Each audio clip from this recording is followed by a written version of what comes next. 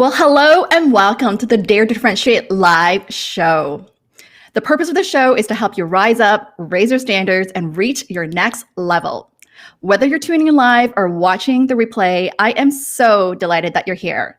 Let me know in the comment that you're here, that you can hear me as well, and where you are from. I'm really curious to know, what are you excited to learn today? And tell me, from a career advancement standpoint, what are some of the common challenges that you are facing? Okay. If you're here, comment to let me know that you are here. I just want to make sure that you guys could hear me as well. Yes. All right. I see the chat room. Is it coming in? Okay, you can hear. Okay, perfect. So we are live. Awesome. Awesome.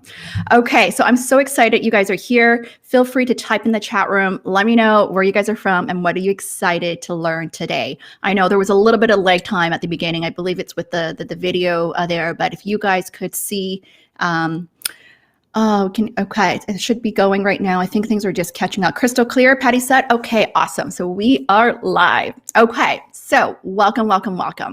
I'm your host, Diana YK. I'm a founder of My Markability, where I help ambitious professionals, leaders, and executives to find a meaningful career, differentiates top talent to get hired and earn more. So I'm super pumped about today's show because today's topic is all about how to advance your career as top talent. That's our topic today, and I have my special guest, Tiffany Uman, who will be joining me shortly there. Okay, so I guess a little fun fact about me, why I'm so excited about today's show, because Tiffany works for one of my dream companies back in school at L'Oreal. And a little fun fact about me, I love beauty, skincare products. If you're here at my place, you would see I have a lot of beauty products. I love, like makeup and eyeshadow as well. So super excited about that. Just a little fun fact there. So the reason why I do these shows is through these weekly live trainings and interviews is to really, my goal is to help you gain more clarity, confidence, and a competitive edge so that you land more amazing opportunities and that you meet more people online as well. Okay, so what I want to encourage you to do is to really network with others as well, connect with others, comment, ask us questions throughout. Some housekeeping. The replay will be available. You can check out my YouTube channel there. I also want to encourage you to show your appreciation and love for our speaker. Start giving like the clapping emojis and type in "Go Tiffany." She's backstage right now. She can see your comments there. Share your kind words throughout. Okay. And then throughout the interview, I'll be asking questions, and I'll encourage you guys to ask us questions as well. Okay, so let me give you a little brief introduction about Tiffany. Tiffany Uman is a senior marketing director at L'Oreal with over 10 years of corporate experience. She's achieved 7 promotions in under 10 years, was named an internal transformation change agent, has been the head of marketing of multiple multi-million-dollar consumer brands, and has grown, coached, and developed her numerous teams to succeed. In addition to her corporate role, Tiffany is also a career strategy coach who is passionate about paying it forward to young professionals early in their careers to help them learn how to set themselves up for the most success, avoid blind spots that hold them back, and fast track their progression to crush their career goals. Are you guys ready? Let's give them a clapping emoji and say, "Go Tiffany," and welcome her to stage here. Hi, Tiffany. Hi, Diana. Hi, everyone. So excited to have you here today. Thank you so much for being here with us. Oh, thank you for having me. I'm so excited to be with you. Yeah, we met like just last year in December. I think you came across my summit and you reached out, and then I started following you on Instagram. Yeah. And I was like, oh my God, you work at my dream company. I got to connect here. I know, it's funny how things just end up happening. I love it. Well, thank you so much for being here. What I love about this topic today, about advancing your career as top talent, it's something I really talk about a lot because, with the work I do is all about how to differentiate as top talent, how to brand, market, and sell yourself. And I love that you're really bringing that corporate perspective, like given you're still in the corporate world and you work with teams and you hire and you develop and coach. I thought I would bring you on to really share your insider perspective as well. Sure. Yeah. So I'm going to start off with some rapid fire questions. My first question is, what's one thing most people don't know about you? Probably that my sister and I have the same birthday, but we're 6 years apart. Oh, 6 years apart. Okay. And so tell us, why did you decide to become a career strategy coach? What's fulfilling about it? You mentioned it a little bit in the intro, but I'll say there's sort of two parts. The first is that I really feel that I'm sort of at the stage in my career now where more than ever, I really want to just give back and pay it forward to help this next generation of talent any way that I can. And then I'd say the second part is even just reflecting back on my own career. I realize there's so much that school doesn't prepare you for to be set up for the most success. And I had to learn a lot of those lessons the hard way. And so if I can share, my best practices and insights so that others and young professionals don't have to go through that alone, then my job is done. Oh, that's amazing to hear that. Who are some of those, I guess, your ideal clients that you work with? I'd say primarily young professionals within the first to 5 years of their career, really at that outset, whether they could be very clear on what they want, they could have no idea what they want, but typically something that will pursue within more of a company or corporate setting, and really looking to build up their confidence, really set themselves up on the right path for success and have the right skill set learned now so that as they grow in their career, they're ready for everything that comes without, like you said before, those blind spots that can really cripple their progression otherwise. For sure. And the confidence is so key. We'll talk more about that as well. Yeah. I agree. Yeah. So tell us, I want to hear about your career journey and your proudest career highlight. Oh yeah, my gosh. Yeah. So it's been almost 13 years now. It's crazy. It feels long, but it almost went by in a flash. So I really started right out of university. I graduated from McGill University in Montreal and a business major in marketing. And I landed my role at my dream company, which seems to be your dream company too, Diana. So at L'Oreal, I was so excited. And I've pretty much built the majority of my career within the marketing path, starting from very much like a trainee at the very beginning, all the way up to senior director 12 plus years later, and a lot of things in between. I've gotten a chance to work on multiple of our brands because under our umbrella, there's multiple brands that fall under L'Oreal, whether we're talking about skincare, hair care, makeup, and all of that. So it's been a very fruitful journey for me. And I'd say something that really makes me excited also in my work is developing and growing my teams. Like if anyone knows me very well, I'll always say what drives me the most is leaving an impact on my teams and helping them to succeed. And that again is a big inspiration as to why I kind of branched off and also started my career strategy coaching. And maybe just to answer your question about my proudest career highlight, I'd say it's actually being nominated as one of the internal transformation change agents within my company. It was about a handful of us that were selected across the entire company. And that really put me in a different league in terms of beyond my marketing and branding role to really implicate impact and drive change amongst our entire Canadian subsidiary. So that's been really exciting. Wow. That's great to hear that. And I want to hear from the audience who are here, share with us, what's one of your proud career highlights? I want to hear that because something what I've seen working with a lot of clients is oftentimes people either aren't sure or feel like they're bragging about themselves. And I think it's so important to own your own accomplishments, what you're proud of as well. So I want to encourage the audience here, if you can just type in the chat, share with us, like what's one of your proud career highlight, that would be awesome here. So Tiffany, really want to hear your story. How did you achieve 7 promotions in under 10 years? Was it strategic or was it accident? What are your key success factors? This is like a big question. I think that's what a lot of people are here to hear. It's a loaded question for sure, but I would say more than anything, mostly strategic. And that's actually what I fuel into my official coaching programs, especially for my clients, where I package together my 12 plus years of best practices that have actually helped me to close that gap to each and every promotion along the way. And just to give everyone tuning in today a bit of an idea of what that is, I've kind of narrowed it down to 4 key pillars that have really helped me and have pretty much guided me from that early stage up to now. So the first is fueling a career growth mindset. Everything starts there, right? Building up our confidence, making sure self-doubt isn't something that holds us back, while also having a really good sense of clarity in terms of what comes next for you and being very active and proactive in that dialogue and not taking a passive approach in your career.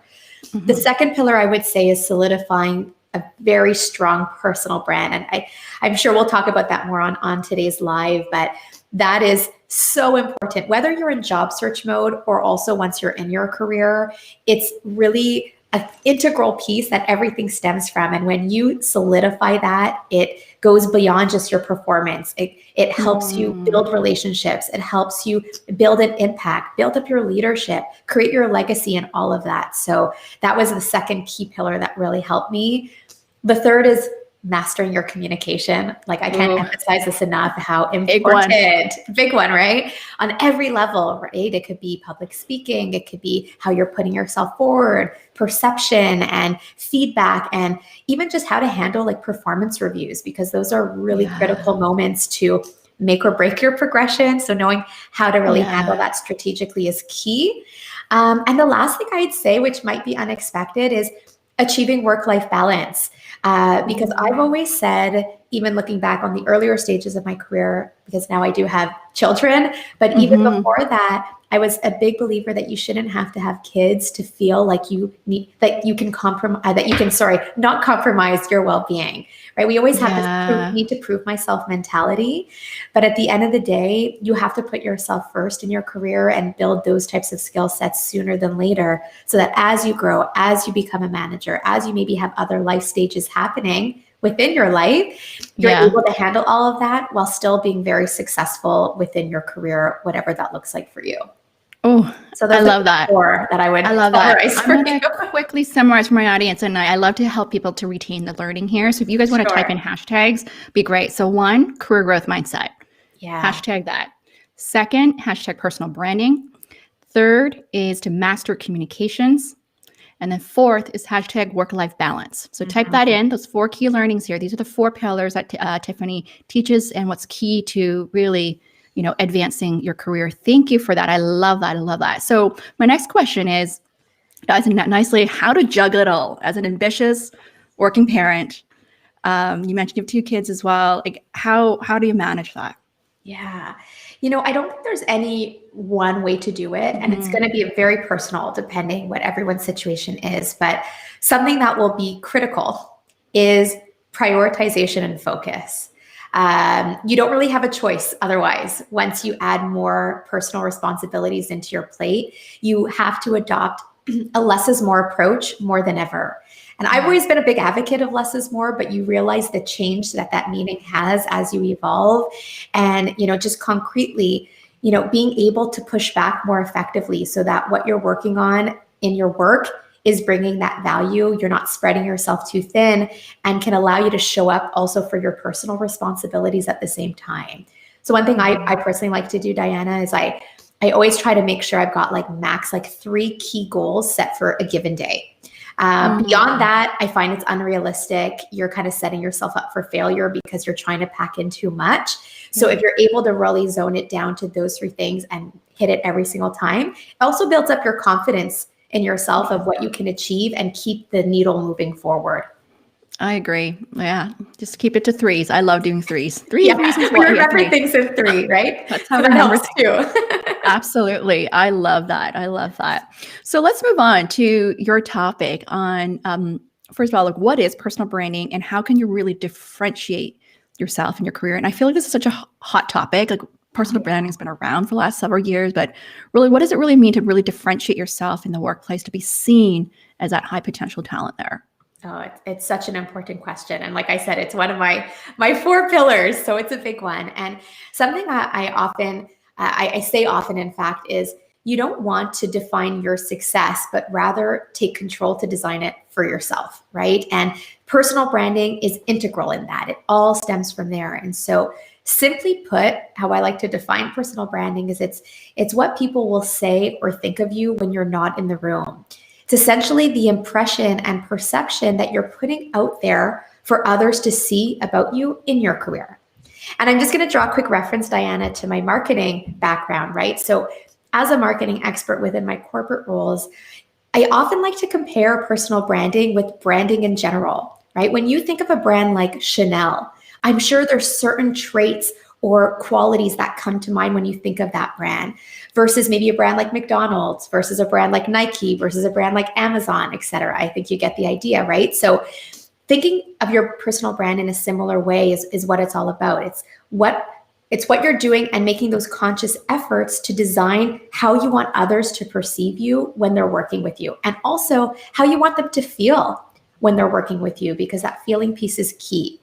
And so to help with that, a lot of it starts from understanding your core strengths and differentiating qualities and how to actually leverage those to help you get further ahead in your career.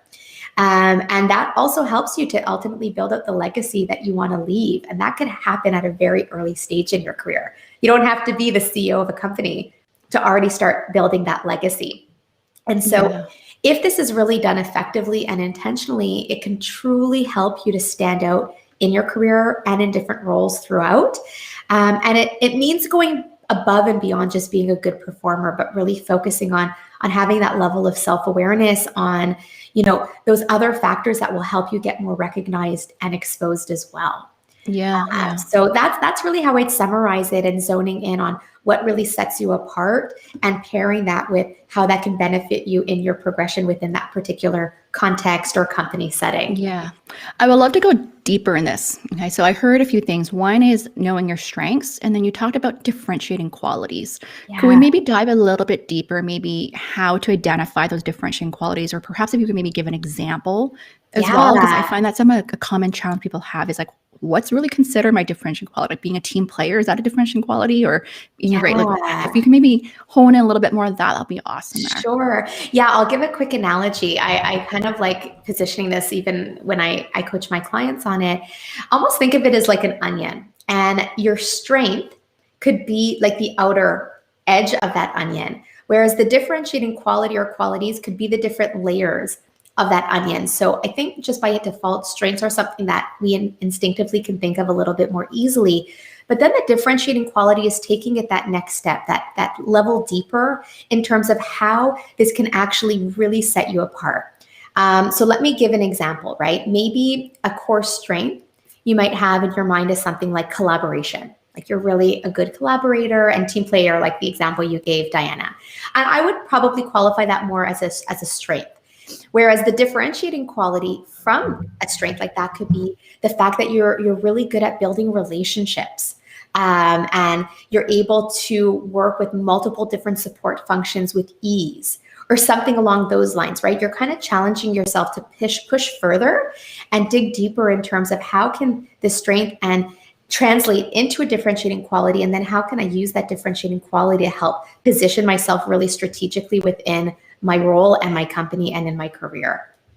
Does that help clarify a little bit more? It does. It does. And just from your experience, do you recommend people to talk about this, like in terms of in the workplace as well? It's like part of it's also promoting your brand. How do I really promote my brand in the workplace?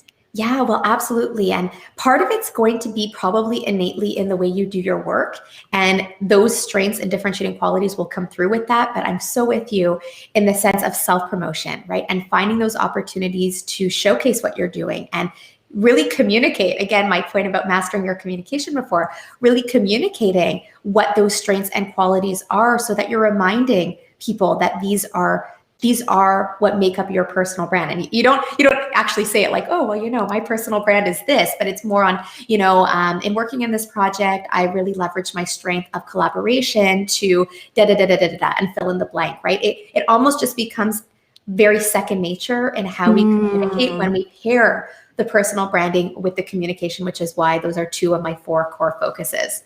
I love it. It's all about being intentional. Yes. Being intentional as well. Of what I'm hearing is like you identify what the themes are that you want to highlight about yourself. And then from there, through conversations or when you're chatting with your manager, how you can talk about some of these things that you just talk about it naturally in those one-on-one conversations there. Exactly. Oh, I love it. It holds a big weight. Oh, this is a good one. This is something I actually want to talk more about in my upcoming talk as well. So guys, I want to hear from you as well. Like, what are your differentiating qualities? That's a good homework exercise to reflect on, which is different from the strength. So there's a strength, but differentiating qualities, it's like the so what. I like to talk about it. It's like, what are the benefits of hiring you? What are the benefits of promoting you to that next level there? And I'm really thinking from that employer's perspective there. Exactly. Yeah. Oh, I love this one. Thank you. All right. So let's move on and talk about leadership now. how can one start building up their leadership even early in their career? This is a big one. Yeah. I love this question, Diana, because I think there's often a big misconception that you need to be a manager or have a team under you to lead. But honestly, this couldn't be further from the truth. And we often think about leadership kind of as a top-down equation, right? I think in how we're kind of groomed to think when we're entering the corporate world, and especially when you're starting out in your career, actually like peer-to-peer leadership is really crucial, right? How are you going to get support functions to collaborate with you and want to work with you and buy into your vision with whatever that vision is in your mandate? There's a big importance that can be placed on that, and where you can already start demonstrating your leadership. And this can very much come through in terms of your actions, your relationships with others, your work ethic. So if I go back to the examples as a collaboration, right? Something as simple as collaboration can really help skyrocket your leadership potential, right? Are you easy to work with? Do you motivate and inspire others? Do you uplift those around you? This is something that I started doing at a very early stage in my career. And I truly believe that's something that's helped me to excel in the way that I have, is because from pretty much day one, I was already having that level of inspiration for those around me through my personal brand, but also that part of my energy and my outlook and all of that. And so I wasn't a manager at that time. I wasn't even close to the manager at that time, but it was still coming through. And leadership doesn't have to be just one trait. It's a whole slew of things, and it takes time to develop. That's why there really is this consciousness that you need to bring forward in your day in, day out type of dynamic. And it helps you to hold yourself accountable when you are consciously thinking of what can I do to level up in my leadership traits and capabilities.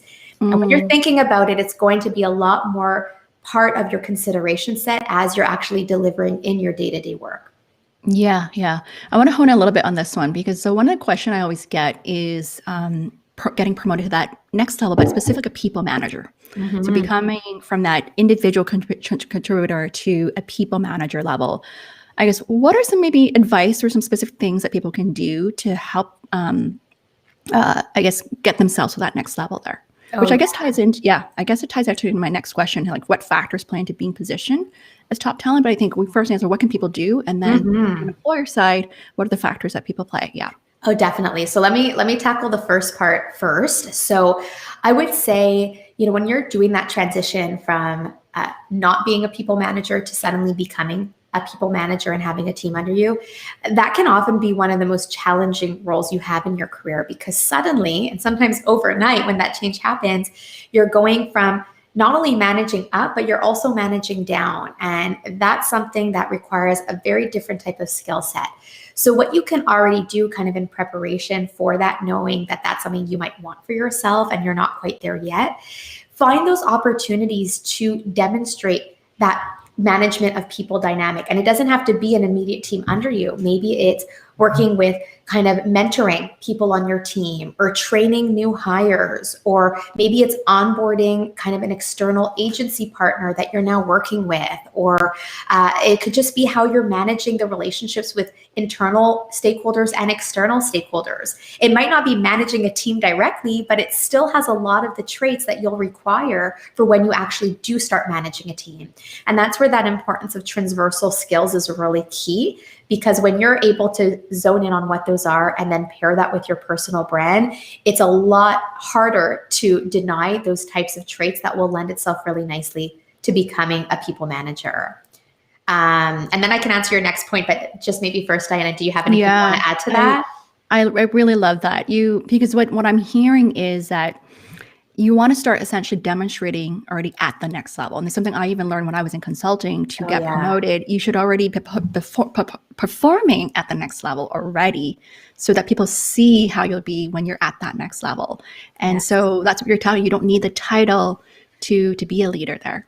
Oh, definitely. And in fact, my company is very much like that. I would say several of my promotions had that kind of mindset from my leaders, where they needed to almost see me in that next role before I got to that next role. So the more you can almost show up for yourself in that way, it's going to come back in flying colors. Yeah. And that leads in nicely to the other part of your question, which is what factors play into Yeah. being positioned as a top talent? And I'll break it down in a few steps. So I'd say the first is, performance is obviously important. That's kind of the foundation, because if you're not actually good in your job or in your role, that's going to make it a little bit harder to be viewed as a top talent.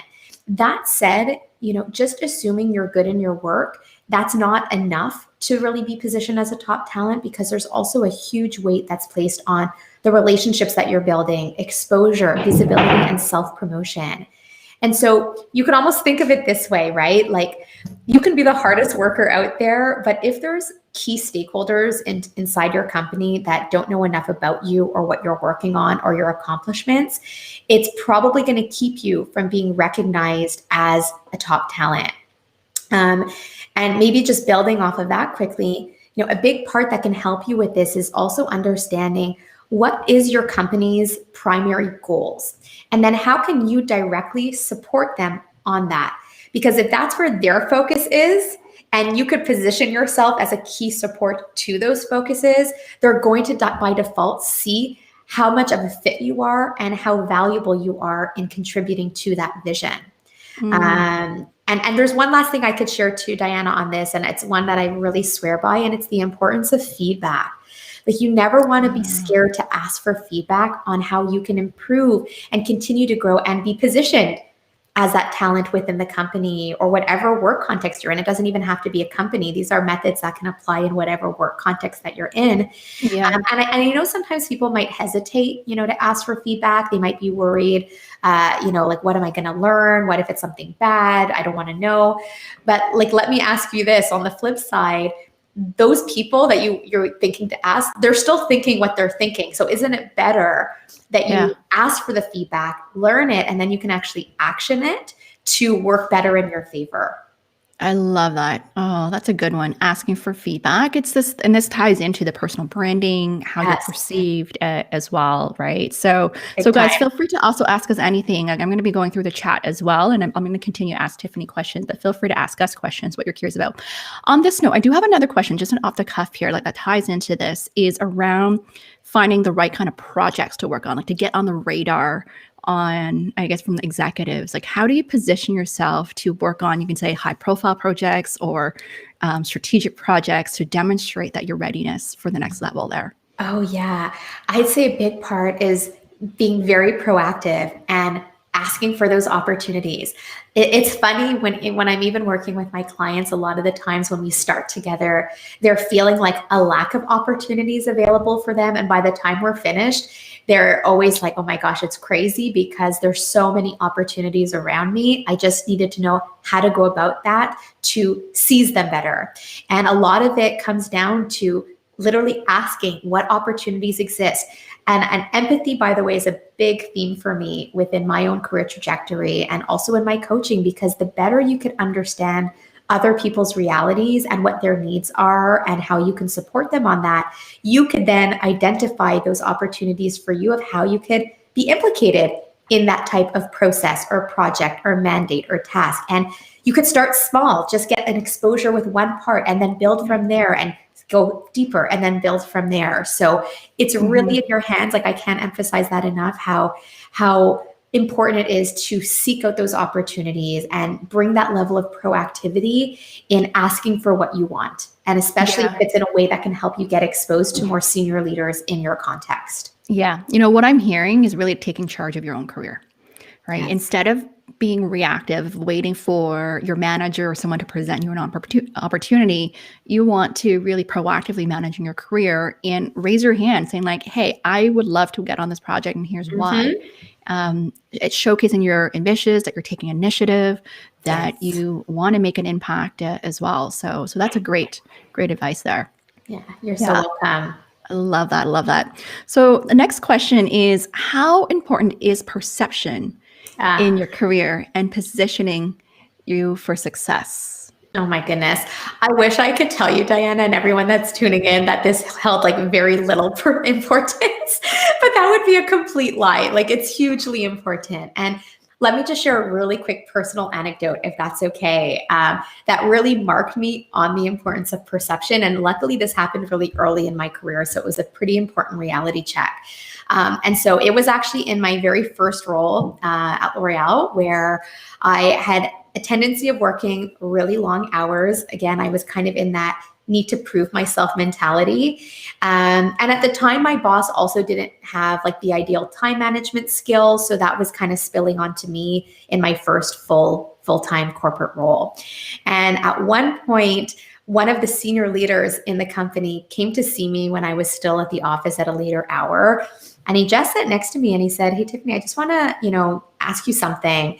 I know you're a hard worker. I know you're putting in the time, but did you ever think that, working these long hours might make it seem like you're not as efficient in your work, or that you need this length of hours to get your work done?" And that like horrified me because I was like, no, in my head, I'm like, I'm very efficient. I'm doing a great job. And I'm just, maybe not that good at setting boundaries and speaking up and pushing back so that I have better work-life balance. And I'm doing my work really well. And I never thought that that's how it was coming across. And I'm honestly really grateful for that moment, because since then it showed me how much importance that perception holds in how you think you're being perceived versus how it could actually be in reality from others. So definitely, I think it's all about being in control of that perception as much as possible so that you can align what others think of you in the way that you want them to think of you. And that's also a huge focus in my coaching because, like I said, perception holds a big weight, whether we're talking about the little things that we're doing in our day-to-day or also in where we want to take ourselves in our career, and making sure the steps that we're taking are the right ones to actually get us there without just assuming what I'm doing now is going to get me to my next promotion or my next career move. You never want to assume. and this is where going back to getting feedback is so important, right? And just having that self-awareness and knowing that sometimes I always talk about how when we do things too much, how it could negatively impact us as well. And I remember early in my career, I'm very ambitious. I'm all about achieving excellence. And I remember one of the feedback I received was, that sometimes I could come across as too intense, or that I'm all about achieving excellence that may make others feel bad. And so I had to manage that perception, or in terms of how I make others feel as well early in my career, that, not everyone's going to be as ambitious as I am. Not everyone's going to deliver at that quality level. How do I also elevate and help other rise as well? Oh, I love that. Yeah, I feel like for even everyone tuning in, we probably all have at least one example like that. I could list off another like 10 right now, but I want to be conscious of time. Yeah, absolutely. Like you said, it's so important. And when you have that realization, it helps you at least course correct, I should say, to align in the way that you want. Yeah. So we have a question from the audience here on thoughts on switching companies to move up versus stay in the same company to grow. Oh yeah, that's a great question. And honestly, there's no real right or wrong answer. What I will say is a lot of it comes down to what I was mentioning before about fueling a career growth mindset and what that looks like for you. And a lot of it requires that level of self-reflection in terms of what's important for you in your career growth. Do you believe that you can get that by staying in your current company? And really think about it deeply, because what I mean is sometimes we might instinctively think there's not enough opportunities in our current company, so we have to jump ship and go somewhere else. But look at me. I've been with my company for like my entire career because I took proactive action and I sought out those opportunities and did the right steps to also help those opportunities align with me as well. So there's a lot of opportunity that's there. And sometimes it comes down to communication and being more vocal and making sure you're showing up for yourself and owning your accomplishments so that you can in fact progress in the way that you want within your existing company, which is also beneficial because they know you better there. You've already leveraged relationships and are building relationships. So to start all over could very well be a good thing to do, but you want to do that reflection first. Whereas potentially another company might be very interesting for you if it's a different role, a different industry, something that's always kind of been at the back of your mind. And in terms of your career vision that you have for yourself, this could be a great next step to achieve that. And by the way, just quickly, Diana, this comes back to the personal branding, because everything you're doing is continuing to build and build and build. So just because you're changing companies doesn't mean you start from scratch. You're not starting from zero. You're starting from a new baseline and making sure that's really clear in the value you bring forward so that you can still accelerate very rapidly within that new environment as well. So it ultimately just comes down to you and what's important in your vision and priorities and values. But if you've got that as your guiding star, it makes everything a lot more seamless. Yeah. And I think it goes back, like you said, like it's really alignment. Going back to what's important to you, your strengths, interests, and values. That's an assessment you want to do. From my experience, I haven't been a recruiter myself and I've done a lot of recruiting. What I have seen, when you make a jump into a different company, if you're really looking for like a new challenge, and I know the question, and especially for those that say 20 years at the same company or 15 years at the same company, if you're really looking for that new challenge and you want to switch industries, that's totally okay. You can still be doing your same profession, but you want a new industry just to learn something new. That's great as well. Or for those, if you want to make a bigger jump in terms of like even the salary bump as well, I have seen just from my recruiting experience that you can make a bigger jump as well when you make that pivot there. Oh, really good points. I agree with you 100%. So another question here around leadership. In an interview, what is your leadership style? What are some quick tips on how to answer that? Okay, so when you're asked the question, what is your leadership style? Yeah. Well, again, a lot of it comes down to that self-awareness and really knowing like what is your style. Like that's something important to reflect on because that's going to come through in how you work. Maybe you are a very people first type of leader where it's very collaboration driven, very empathic driven, very human needs driven. Maybe you're more of kind of an authoritative leader where it's like, action, result, and a little bit more of that officialized type of tone in your style, and so on and so forth. So there's going to be a slew of leadership styles, but what's really important is to know what your style is, and there's no right or wrong. So don't feel like, if I'm more of like an empathic leader, that's going to work against me. Not at all, especially if you're pairing the answer to that question with the needs of that company and the role that you're applying for, especially, right? If you know that collaboration and relationship building is huge for this role that you're going into, well, then that's probably something you want to fill into your answer as to how your leadership style has helped to really do that in your current role, right? So it's all about just showing that relevancy in the style that you have and how it can bring value and benefit the company for that particular application or job. Yeah, absolutely. So let's talk about communications. What are some communication tips to reinforce your readiness for advancement? Yes. Oh, communication. I love this. This is a good theme for today, Diana. So first and foremost, speak up and own your accomplishments. Like no one else is going to do that for you. And that is step one, hands down. The second I would say that's kind of piggybacking off of this is distinguish between what you've done and what the team has done. And that's critical because when you're talking about your readiness for advancement, you don't want that to be a gray zone for internal stakeholders who influence your progression on what you did versus others. And if I'm going to give a concrete example here, if you have a tendency of saying, we did this, we did that, the team did this, or we, and not enough of the that I did this, I led this, I drove that, whatever it is, that's going to work against you. So really owning your accomplishments and speaking about it confidently is super important. You also want to be very clear on what accountabilities or responsibilities are tied to your next role, the one that you want to advance to, so that you can already start focusing on those earlier to build your business case for that readiness level. And we kind of talked about it a little bit before, Diana and I, about sometimes having to do that next role before you actually get that next role. So when you have that mindset and you bring that forward, you actually have a business case to go off of to show like, hey, I've actually already been working on this, which I know are key accountabilities to pivot to my next role within the company. And here's some of the accomplishments I've had by already working on those. It's just going to make that conversation a lot easier. I agree. Yeah. I love this.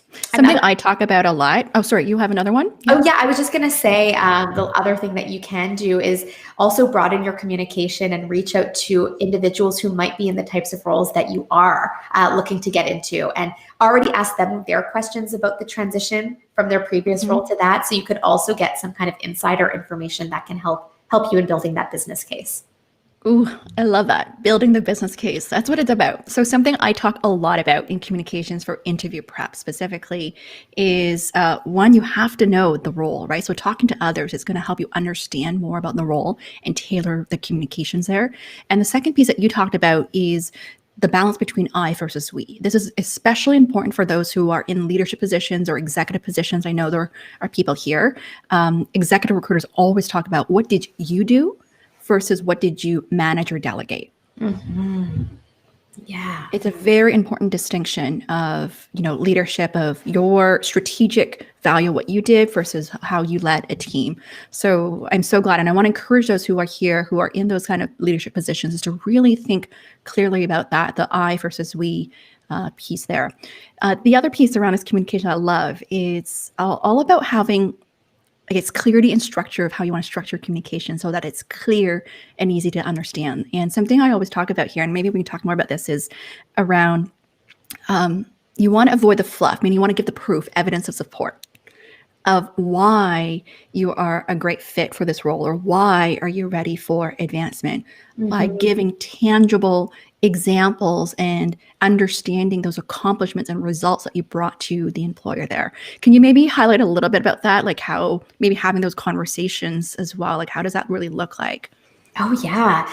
I mean, when you're doing that and you're building up that business case and the proof points, if you will, you want to try to be as quantifiable as possible. And I know that's something that often, I think even as young professionals, we can struggle with because, well, one, maybe we don't have the quantifiable results or we don't think we have them. But honestly, the more tangible and concrete data you could bring to support the result that you've created or the impact that you've created is just going to be that much more undeniable. So this could obviously be like quantifiable examples such as like sales results or, cost optimizations, but it could also be things like in terms of rating scales. Like if, let's say, relationship building, I'm just going back to that exact example, is a big part of your role and also something that's needed to get to your next role.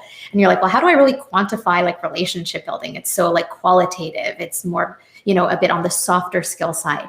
Well, you could maybe survey the people that you work most closely with and get kind of a hard rating as to how they appreciate the dynamic you have with them and use that as data to fuel into your conversation that you could have with your manager. And that could be in a performance review or even outside of a performance review and show that appreciation that others are having of you.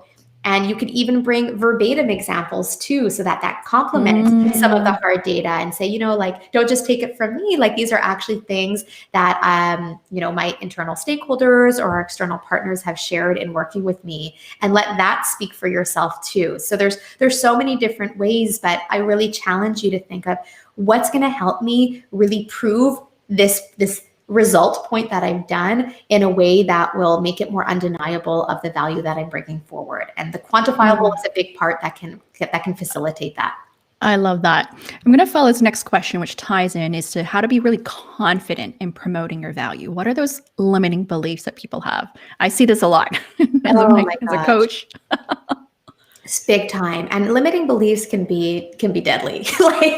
Yeah. They sometimes you don't even realize they're there. And that's actually also a big focus for me, Diana, where I even start with my coaching programs and with my clients. It's helping to push past, I should say, those limiting beliefs and getting past the self-doubt, because that's like the number one inhibitor that will make your mindset your biggest liability instead of your biggest asset. And your mindset is key to fuel your confidence. If you don't believe you can do it, no one else is going to believe it. So you need to be able to get past that and prove to yourself, I can be confident in this. And even if I don't have as much experience, that's okay. I know that I'm capable. I know that I can double down and do my work well and ask for feedback along the way, right? Feedback, on the contrary to thinking that it might be a scary thing to do, it could be your biggest weapon, because when you're getting that feedback, you're getting constant checks and balances of how you're performing, where you can improve, how you can continue to grow.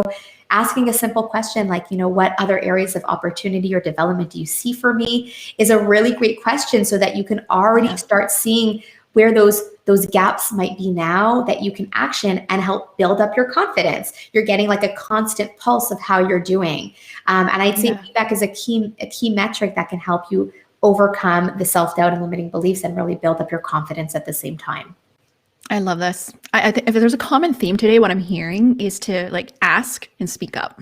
Yeah, That's what I'm really hearing. It's take control, speak up, right? Be proactive. And so here's a question from Ola here is how to present in front of senior leaders when talking about very political challenges that needs high level attention. It seems to make me unpopular. So here's the speaking up piece. Like how do you speak up without hurting your brand, I guess, or? Oh yeah. Well, you know what?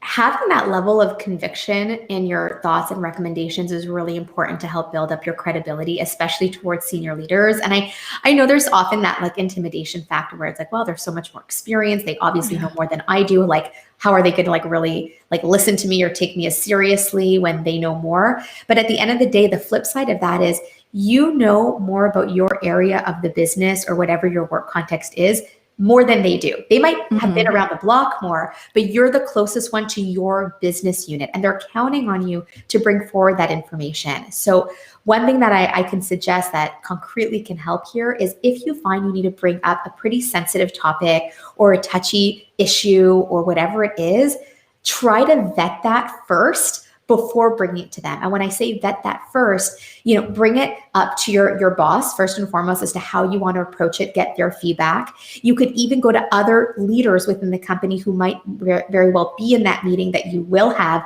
with those other leaders and get their thoughts, see if they have any feedback, any objections, any additional thoughts that you could tweak and make your final communication that much stronger and already have the buy-in of these other stakeholders who can also support you in that setting where it would have otherwise been like pretty touchy if not done.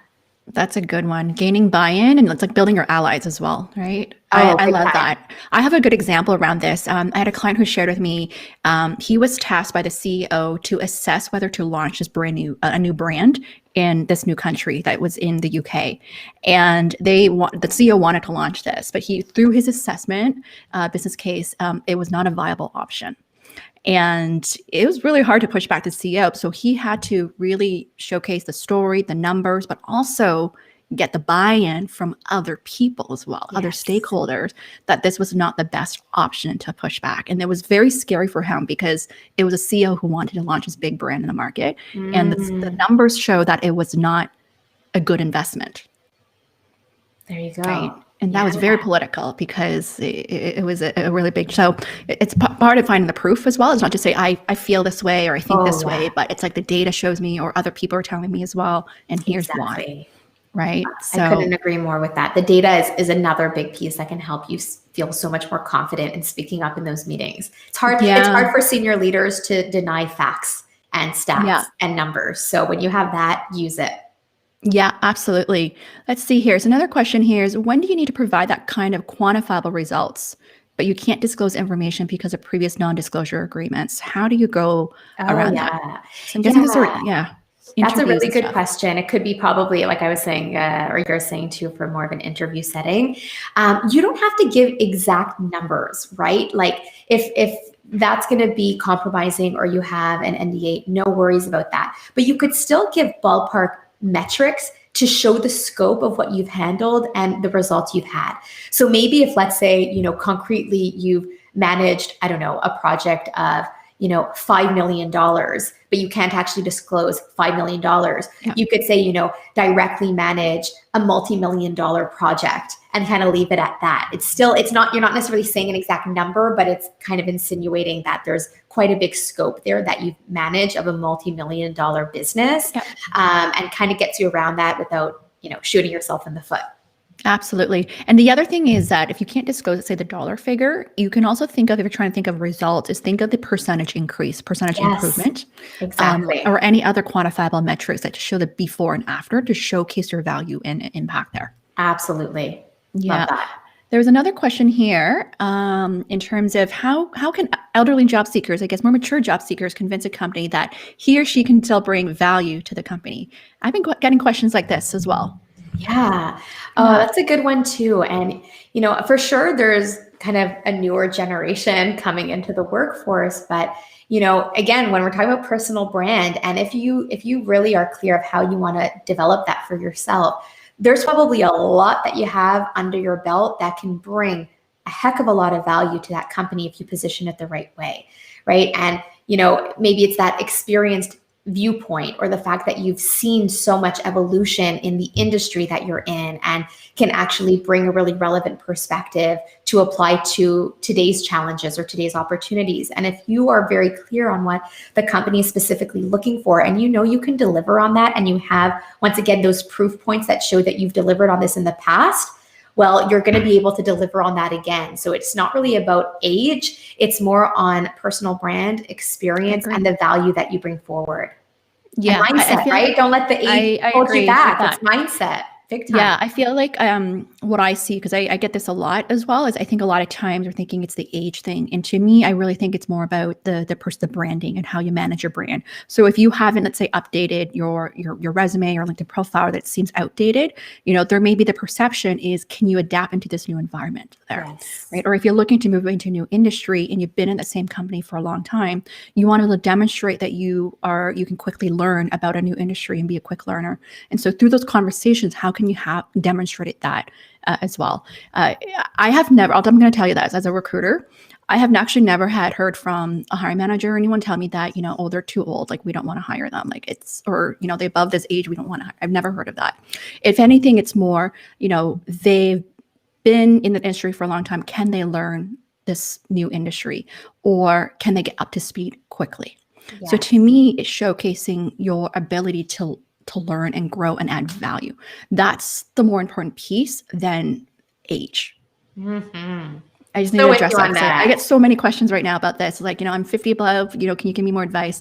To me, it is really managing the branding and showcasing your still, that you still want to work. I actually had many years ago, someone who turned 60, 30 years at the same company. And he came to me and he said, Diana, I want to work for another 10 more years. And he wanted to work abroad. He was at the same company here in Canada for 30 years and wanted to work abroad. So we basically revamped his brand. Like he had an outdated resume, didn't even have a LinkedIn profile. We revamped it. And then I taught him how to use LinkedIn to find recruiters overseas.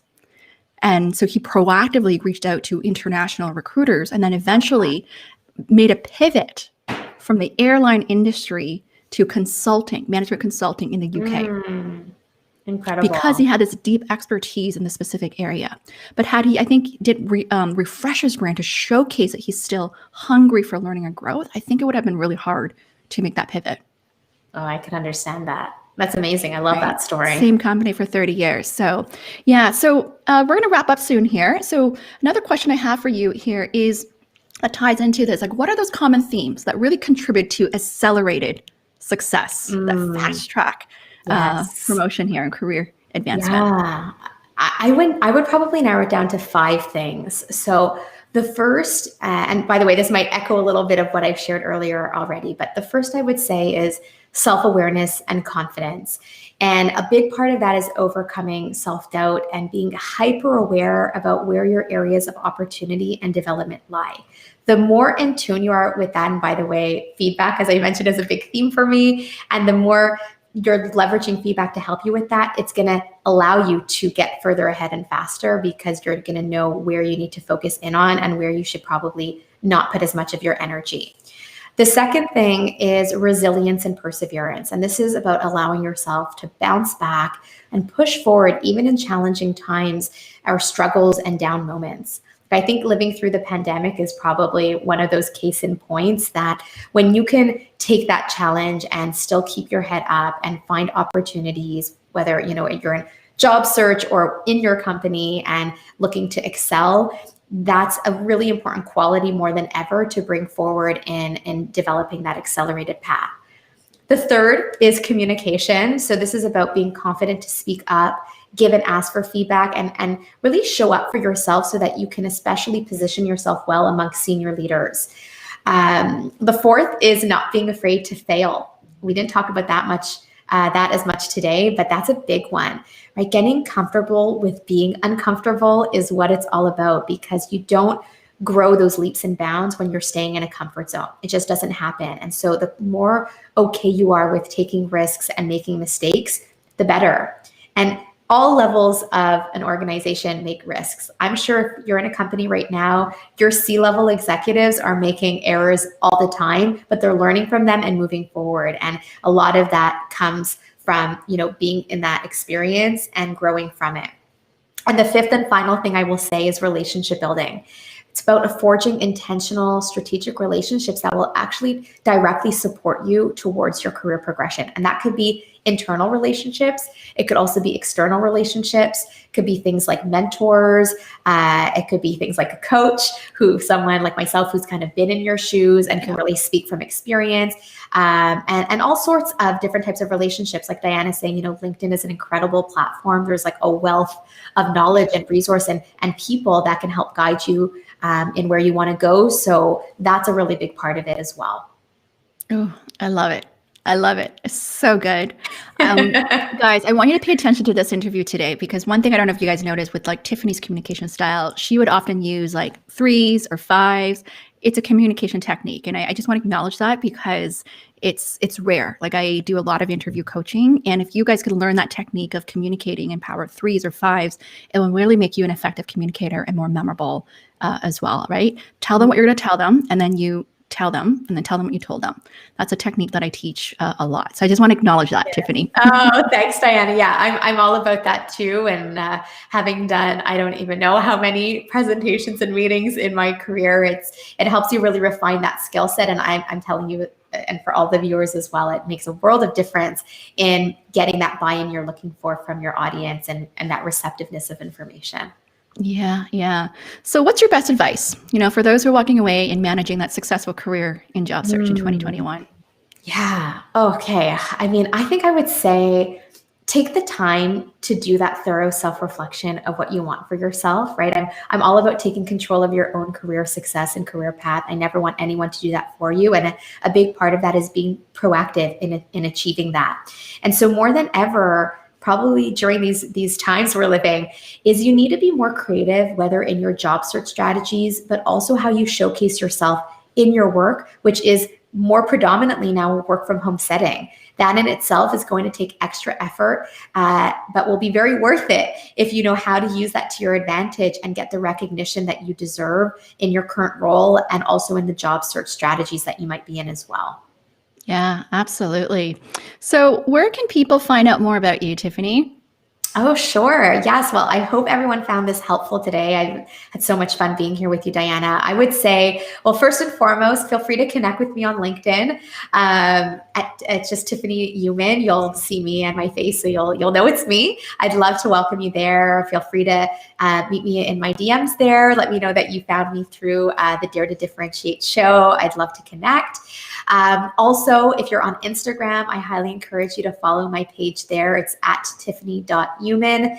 And I essentially share valuable content every single week about career strategy and how you could set yourself up for success.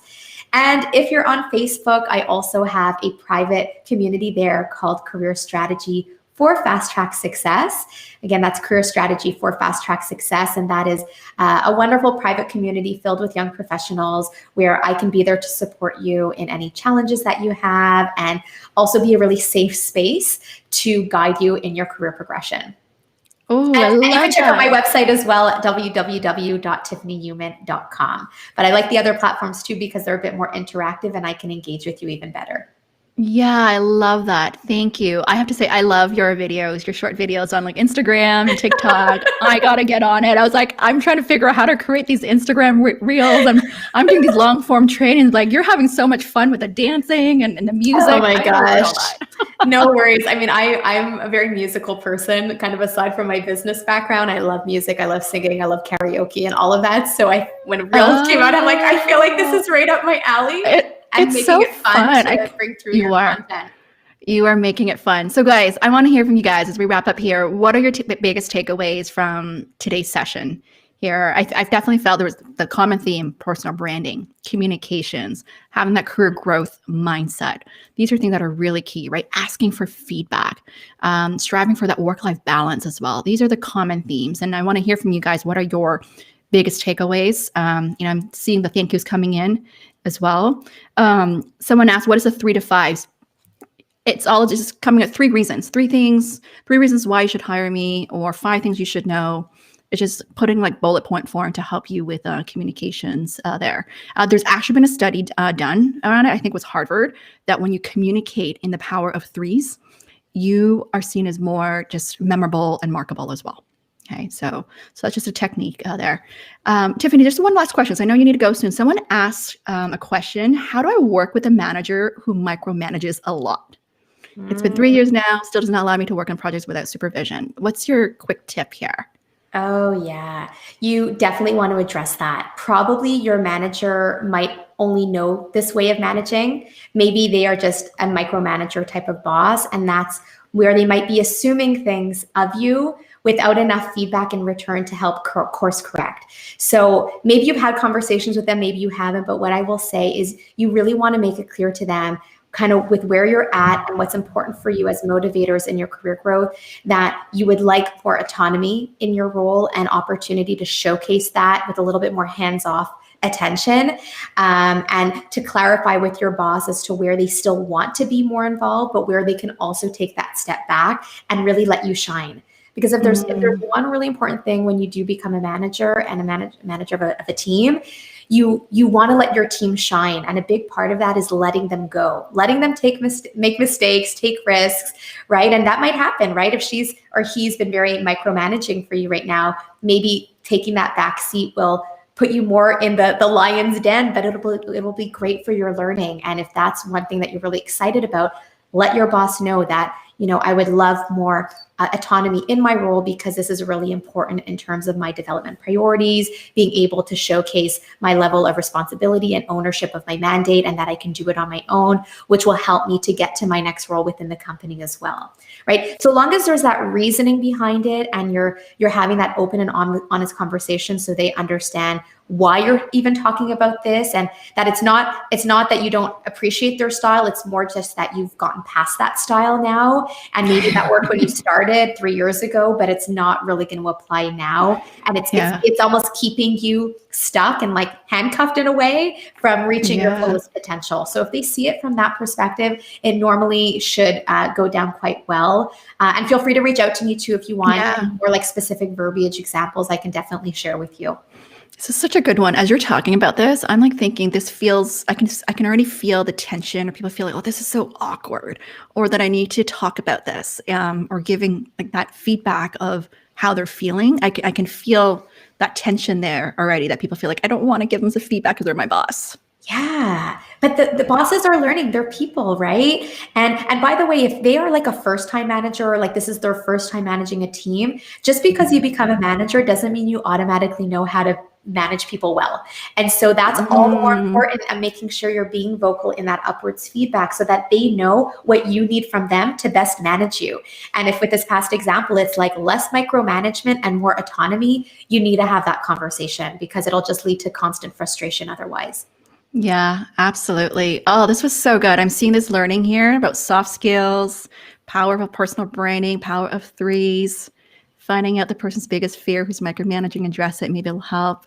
This was so good. Yeah, effective communication, positioning, someone typed in positioning what they took away, the importance of self-awareness and resilience, no fear, relationship building. Oh, this was good takeaways. So good. Everyone was listening so well. I'm very impressed. This was so good. Oh, thank you so much, Tiffany. This was so much fun having you, and I'm sure there's going to be more collaborations for us. I would love to do like an IGTV or something with you. If you plan on doing that, that'd be so fun there. Absolutely. Yeah, it'd be so fun.